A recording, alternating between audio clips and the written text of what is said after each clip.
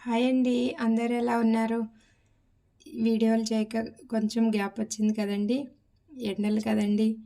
అలాగే పిల్లలు కూడా హాలిడేస్‌కొచ్చారు. బిజీ ఉండడంలో చేసినవి కూడా ఎడిట్ చేయలేకపోయాను. ఈరోజు రాగి ముద్ద ఎలా తయారు చేసుకోవాలో వీడియో చూపిస్తానండి. ముందుగా నేనైతే ఒక గ్లాస్ బియ్యం క్లీన్ చేసేసి కడిగి పక్కన పెట్టుకున్నానండి. ఆ కొలతకి 6 గ్లాసుల నీళ్ళు మరిగిచ్చేసి మరిగిన తర్వాత ఆ నానబెట్టుకున్న బియ్యాన్ని వేసి బాగా మెత్తగా ఉడికించుకోవాలండి. అది ఉడికిన తర్వాత మనము దానిలో కొంచెము నెయ్యి వేయాలండి. ఎందుకంటే మరీ శుద్ధగా లేకుండా బాగా వస్తుందండి మనం తినేటప్పుడు. ఆ ఒక గ్లాసు బియ్యం కొలతకి ఒక గ్లాసు రాగి పిండి వేసేసి కొంచెం నెయ్యి వేసి ఒక 5 మినిట్స్ అలాగే మూత పెట్టాలండి కదపకుండా. అది బాగా తడి పట్టుకున్న తర్వాత మనం ఇప్పుడు దాన్ని గరిటెతో కానీ పప్పుగుత్తితో కానీ బాగా కలిపేసుకోవాలండి. మొత్తం పిండి బాగా కలిసేట్టు.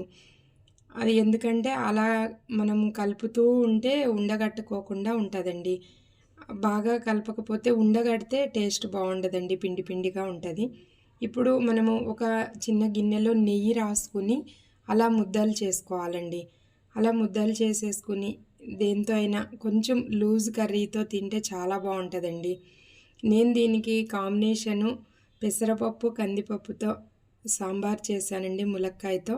అది కూడా పెడతాను చూడండి, లైక్ చేయండి.